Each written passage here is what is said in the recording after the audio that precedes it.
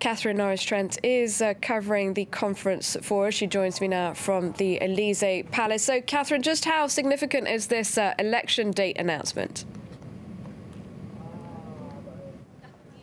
Well, it's significant because we have a concrete date which four Libyan factions, four key players in Libyan politics have now agreed to in front of the international community. They've agreed to aim to hold parliamentary and presidential elections by the 10th of December at the end of this year. And to do that, they're going to have to also agree a new constitutional framework. And they've agreed to do that by mid-September, which is a very ambitious deadline. Clearly only a few months away.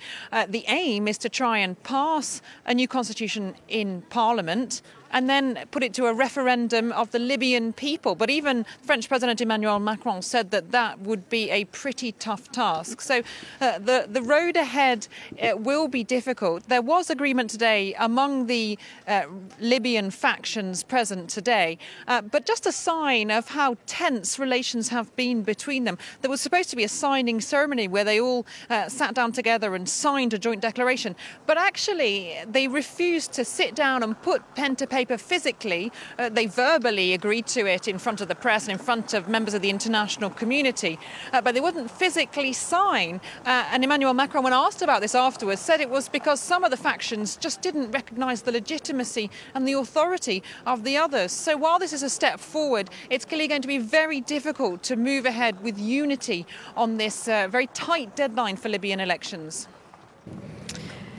Catherine, this is the second time that Macron has hosted Libya's rival leaders. Why is it that France is so involved in this process?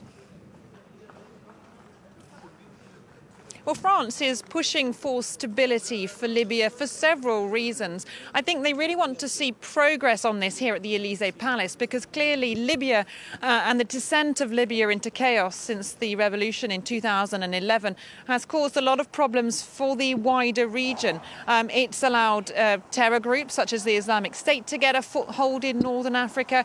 The southern Libyan desert has become a passageway for illegal drugs trafficking, people trafficking, with migrants travelling up from sub-Saharan Africa and using Libya as a springboard to cross the Mediterranean and head to Europe. And France has really been trying to push to try and regain control of the lawless Sahel region around the Sahara, which has become basically a no man's land, a huge lawless zone across Africa.